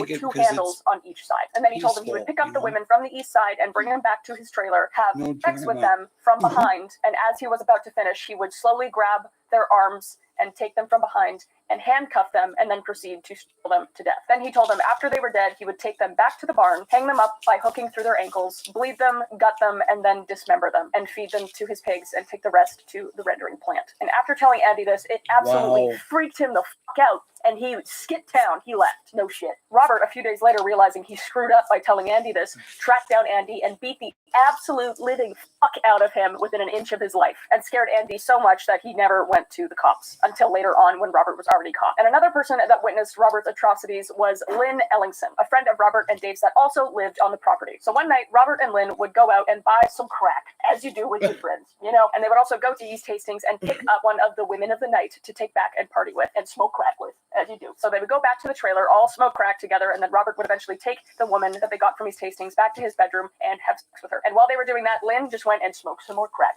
as you do. And then when she came back to see where they were, she couldn't find them. So she was looking around the property for Robert and would come across the barn and see the light on. So she would walk in and see women's legs hanging from the barn ceiling. Naturally, she screamed, and Robert would come up to her, grab her arm, take her to the table where he was dismembering the woman, and make her stand there and watch as he finished. And all Lynn said was that she kept her head down, and all she could see was organs and body parts being thrown into a bucket on the ground, and a big clump of hair in the middle of the table. And by that testimony, we know that Robert was scalping his victims before dismembering them, so the hair wouldn't get caught in his saw. And all of this makes me nauseous. I've read so much about all of this, and I just I couldn't eat. I feel like it's just so heartbreaking. I can't even express it. I'm so sorry to the victims and their families. Just want to keep reiterating that. And Robert, you're a piece of shit, and I hope that you die a violent death. Is that too much? Nah. But anyway, this is just screaming Texas Chainsaw Massacre. I'm just thinking about Texas Chainsaw Massacre, man. But after this incident, Robert gave Lynn a ton of money for booze and drugs, and Lynn would stay drunk and high for weeks after this, which naturally. Like, I can't even imagine witnessing that. And she was scared out of her mind. So she did not go to the police either until after Robert was already caught. But either way, somehow, these stories did make it back to the cops because Andy and Lynn told other people about these stories, and they would make it back to the cops, but it would still be another 2 years before Robert Pickton was charged with any of the crimes. They just completely disregarded these stories as rumors. So by the year 2000, Robert had replaced his con artist, Gina, with an even worse and more evil accomplice, Dina Taylor, a terrifying woman to say the least. She, like Robert, hated women of the night and was happy to get them off the streets in any way she could, even if it meant setting them to their inevitable demise at the Piggy Palace. She would end up using the same method as Gina, telling the women that this man had a ton of money, drugs, and a good time, but she would say that it was her uncle, so it'd be even more trustworthy, essentially. And when Robert was caught a few years later after this, Dina's DNA would be found on over 113 items on the property and crime scene. Like, I don't know if she was slipping, sliding through these pig pens, but she was not innocent in any way, and there was zero repercussions for her. So in March of 2001, Robert would take another 3 victims, and some people in the BPD were finally starting to take notice and see the pattern that was happening. It only took you for 20 fucking years, but despite having blatant stories from people backing up the fact that Robert has murdered dozens of women, that still wouldn't be the reason why they would go to the property and search it. It basically happened on accident, and this is how it happened. See, Robert Pickton had another friend named Scotty Chubb. Yes, Chubb. I don't. Anyway, living on the property as well with his wife, Tasha. And one night they got into a domestic dispute and the cops were called and a rookie cop was sent to the scene. And Scotty would tell the rookie that he got upset because his wife was doing pain and he didn't want her to be doing pain. And the rookie cop was actually in the drug division. So he asked Scotty if he knew who the dealer was. And Scotty said he didn't. But the rookie cop would give him his number and say, well, if you know anything further about who's dealing these drugs, just give me a call. So this guy went to a domestic dispute and then just asked this criminal woman abuser if he could help him with his own job, basically. Anyway, luckily, Scotty Chubb would start to run out of money because he was unemployed and he needed some rent money. So he figured he could be a little bit of a snitch and call this rookie cop back and maybe make a few bucks. Yeah. And who did he have to rat out on? This guy he knew with illegal firearms in his trailer on the pig farm. And who is that? Robert Pickton. So the police finally got a search warrant for Robert's farm, all because of his shitty friend that ratted him out for rent money, which is kind of hilarious, but just crazy. You know, like all this evidence, all the signs, everything, and it just takes this one idiot to do this. I mean, I'm glad it did happen, but it's just insane to me. Like, Selena would never, you know? So on February 6th, 2002, the police would go to Robert's farm, would bust down his trailer door and find one illegal firearm, and they would arrest him on the spot. And as they searched the trailer more, they would find a box full of knives and a piece of paper on the floor with a name on it, Heather Bonnelly, which was a woman that went missing back in 2001, but that wasn't enough evidence to charge him of anything, so they kept looking. Under a pile of clothes in the trailer, they would find one of the most disturbing pieces of evidence I've ever heard of, and it was a .22 revolver with a curved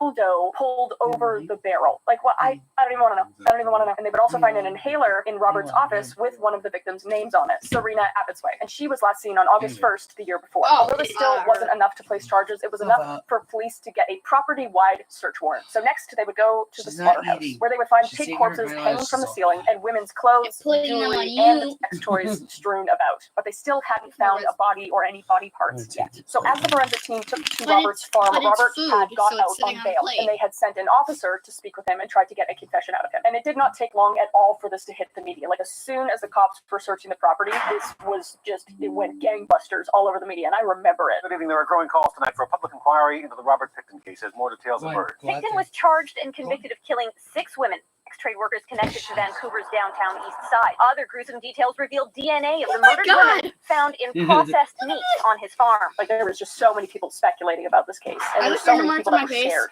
as well. So 10 whole days later, after searching the property, the police would finally found an orange cushion and a mangled metal mesh shower hose, both stained with blood. And with this DNA found, the police would finally have a match to one of the victims, Mona Wilson, Robert's last victim, and this would be enough to put him under arrest. So although Robert was arrested, they still needed to figure out where the other 48 women were. So while teams searched his property, the police would absolutely grill Robert for a confession on a daily basis. And they would also put a cell plant into his cell to try to coerce a confession as well. And you know Robert, he loves telling secrets, doesn't he? So after warming up to his cell plant, he did open up a little bit. And basically just said how he loved being famous and being in the media. He said to him, quote unquote, the whole world knows me.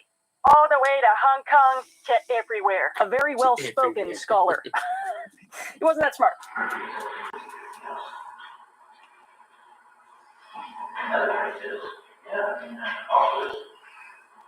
Take my lipstick off. And his voice was also just awful. It was so awful. You couldn't even understand him half the time. The cell plant at this point would not obtain a confession, so cops continued to hound him in the investigation room for weeks. But Robert would not budge. Even when they said how his own friends had told the cops that he was murdering women, he would literally just say, "Oh, they're out to lunch. They're just out to lunch." If you don't know what that means, that's a very common Canadian saying, which means like, "Oh, they're crazy. They don't even know what they're talking about. Oh, like, get out of here. Get out of town." It's just so dumb. Anyway, but after weeks of hounding Robert, one of the cops would say something that would crack him. And it would be simply this: "Willie, you didn't do a good job of cleaning up those girls' blood. You gotta agree with me." And Robert would respond,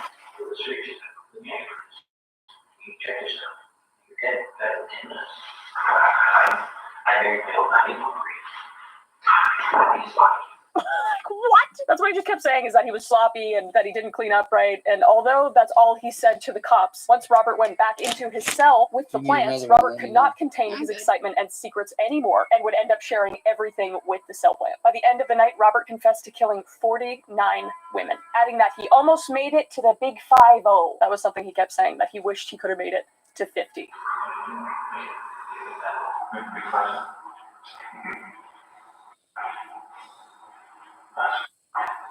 So while the confession was happening, the cops were continuing to search Robert's property and Robert's workshops as well. And they would find two 5-gallon plastic buckets in one of his meat locker freezers. And they didn't see it at first because it had a massive film of freezer burn ice.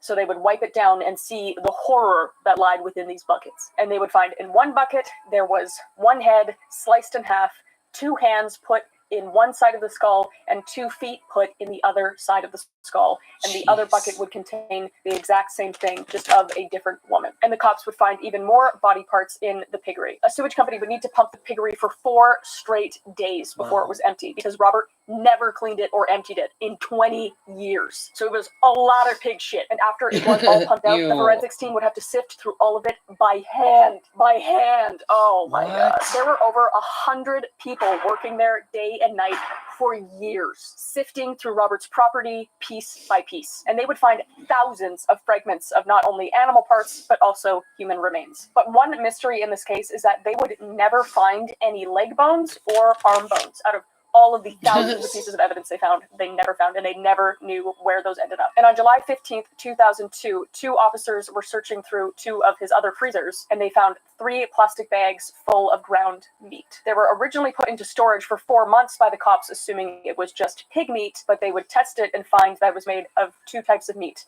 pork and human flesh. And this ground meat would match 2 of Robert's victims. And with the amount of ground meat that Robert would sell and give away, it kind of goes without question that there was human remains in this meat. But despite this incredible obvious evidence and the circumstances in which it was, there was no official recall or announcement to the public about this. It's just another giant W for the police. I'm just kidding. It was a fucking massive. Like, knowing this now, and like, I remember hearing about this later on, like, everybody, it's just so disheartening and sickening, and like, to think that parts of people are in products or meat, it's like, you can't even wrap your head around it. Like, I can't. It's hard to even think about.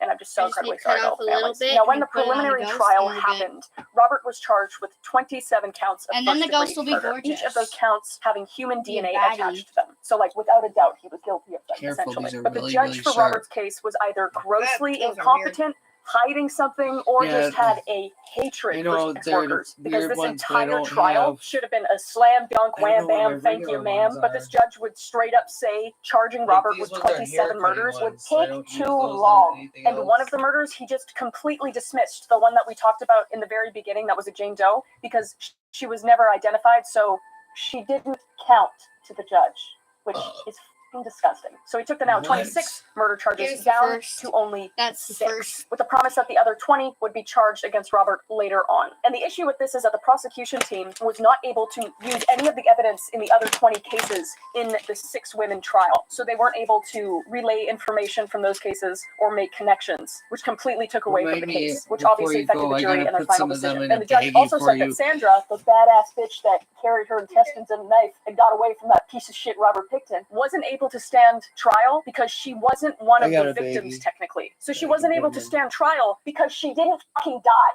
Which I reading this is it's just I can't even wrap my head around it. Like this whole case is just infuriating.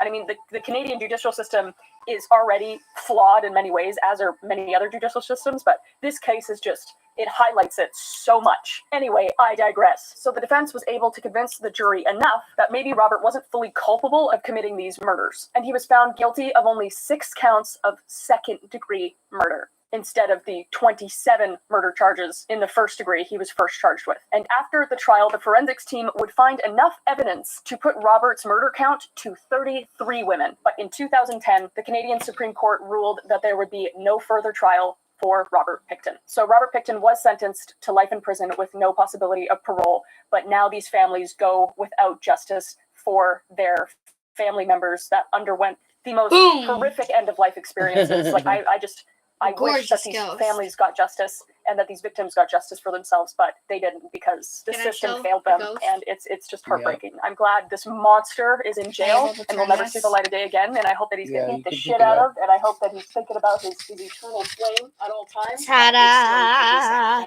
I made the ghost gorgeous. This video and the story of Robert Pickton. Thank you for hanging around for as long as you did. I know this was a longer one, but this case was definitely a tough one to get through, given that it was so close to home. But like I said before, I really enjoy doing these deep dives. You guys want me to continue doing them? Give me some suggestions down below. Make sure to like the video if you like the video. Also subscribe if you want to subscribe. This is obviously this YouTube channel. Okay, I'll see you in the next one. Bye. Bye, bitch.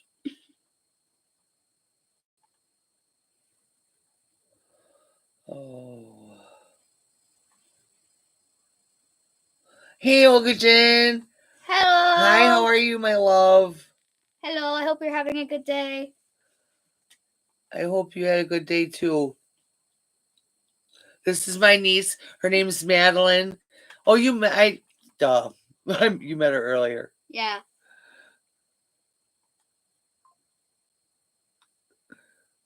Look, what is this?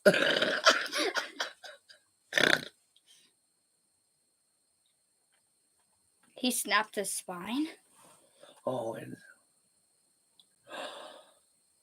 no. Oh, in March no. 2024, officers were dispatched to a Poor Menards store in La babies. Crosse, Wisconsin, following the report of a suspicious incident. God. Police received a call from I hope Menards they're security okay. about a vehicle in the parking lot with tape covering its license plate and the make and the model symbols on the rear. Security also reported that one person stayed in the vehicle while the passenger, later identified as 40-year-old James, was inside. After this body cam, I shopping. think we're going to It's also end it, worth though, noting that because James has had his I'm fair going to share go of and legal hang out with troubles them and in a the other lengthy room and history watch of a felony movie or convictions something. dating back to 2000. But Jojo, please message me and let me know if you need me at all. I'm here for you, my love. Hey, what's up with the tape on your car? And I'm here for you, my On the Olga plate, yeah, I Jen. was just curious. Well, I was just curious. My Olga Jen, she's gorgeous. My Jojo lady is precious. Oh, yeah. I was just driving by and I saw there's tapes. I don't know if you were aware of it. No, I was not. I'm sorry. I'll take it off right now. Yeah, I can just step up quick. Are you waiting for someone in the store? No, I stopped. My parents had called, so I don't like driving on my phone. That's fine. Yeah. You just want to take it off quick? Yeah, that's fine. Oh my god. I didn't even realize that. I drove. How embarrassing. It's on here too. If you want Is it? It's on your decals and your. Jojo, Is this your say car? hi. It is, Okay. yes. All right. Oh my god. Well, then, now you won't get stopped. So. Jesus. That's embarrassing though. It's all right. You have a good day. Yeah, you too. Yep, we'll see ya. Officers then positioned themselves at both ends of the lot, staying out of the woman's view while keeping watch on the front entrance doors. An officer then reconnected with security, who stayed on the phone while monitoring James on video surveillance. Well, that's Security okay, reported honey. James was loading a cart with various items, including a chainsaw, machete, and other construction tools, totaling over $1,100. He then bypassed all points of sale and sprinted out of the store with the cart, repeatedly falling on his ass while security chased him. Oh, he ran. Right? He ran for his life and fell. They were waiting for that. Like, you see someone with tape on their plates in the parking lot. They're obviously, you know.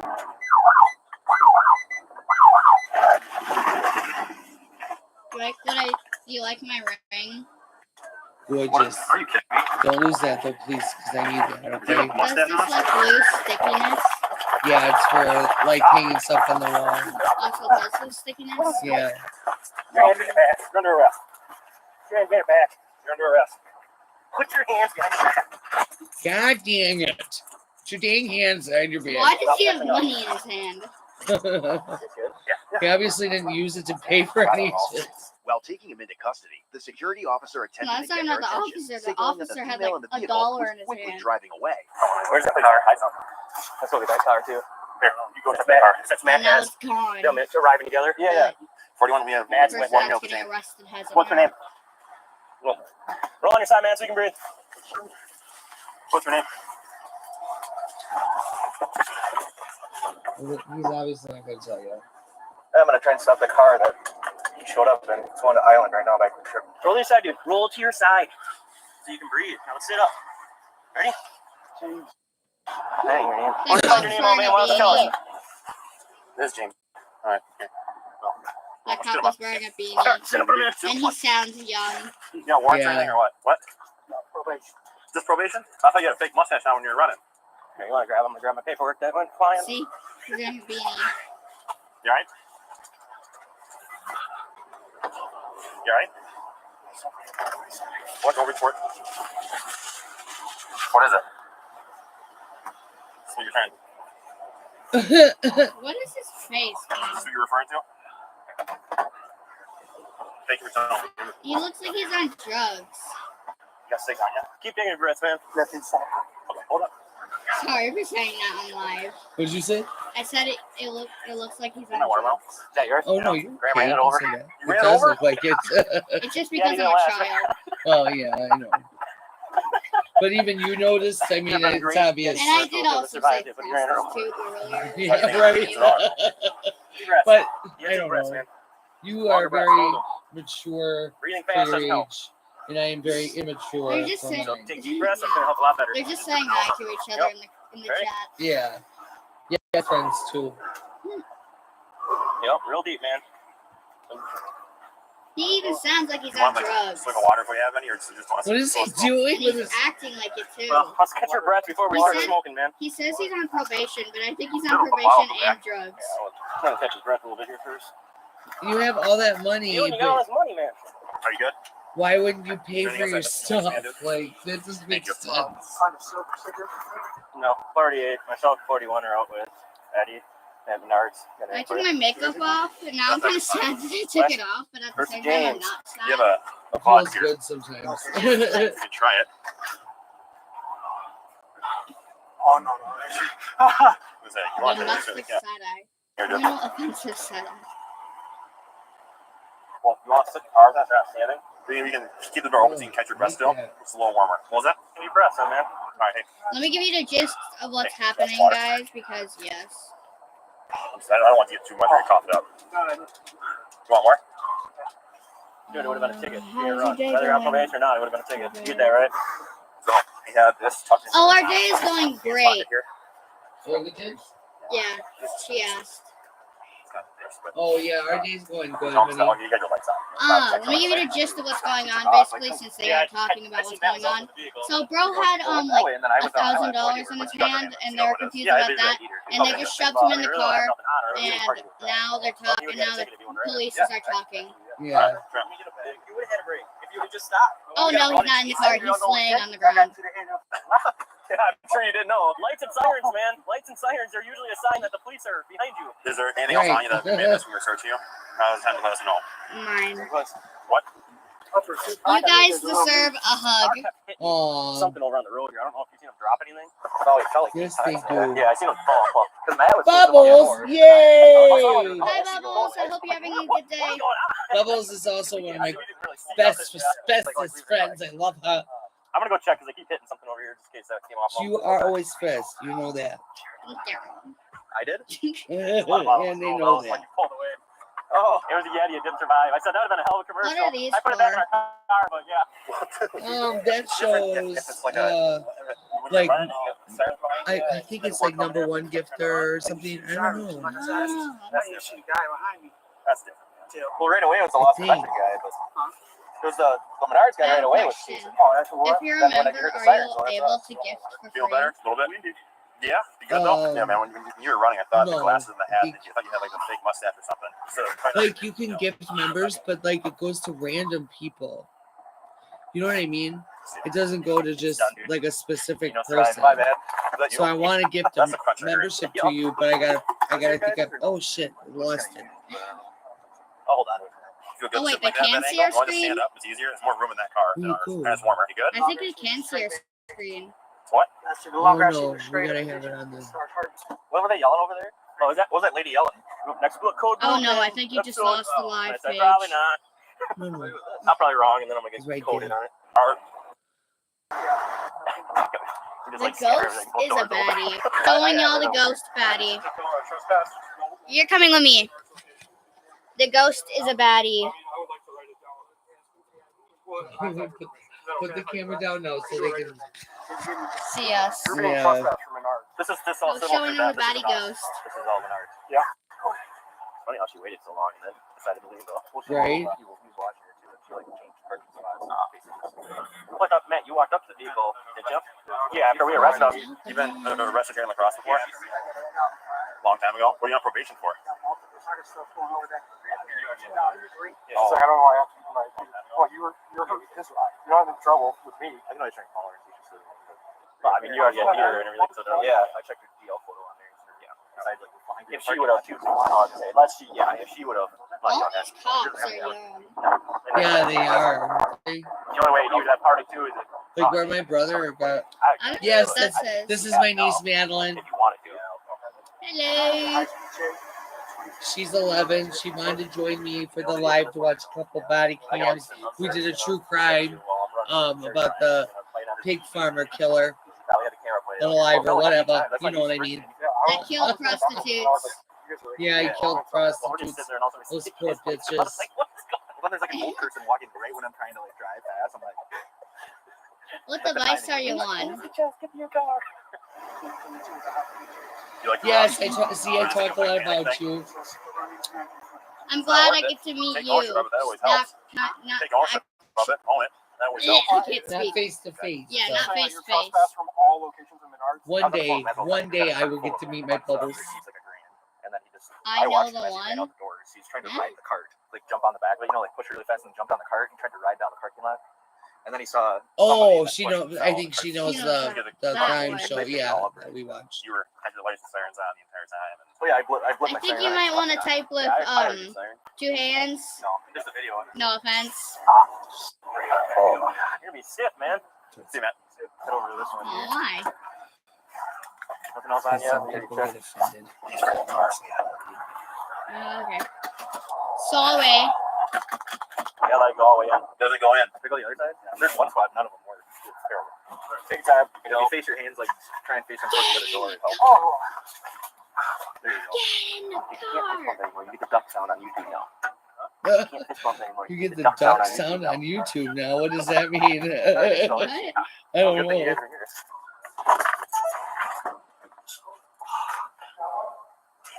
Yeah. Alright, we'll go through the big doors here. What is he doing now? And if you want to go to the bench to the left here, read your Miranda quick, okay? Huh?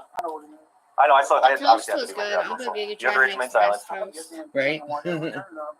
Oh no, we definitely do Miranda. Anytime we ask incriminating questions, you have the right to remain silent. Anything you say can and will be used against you in a court of law.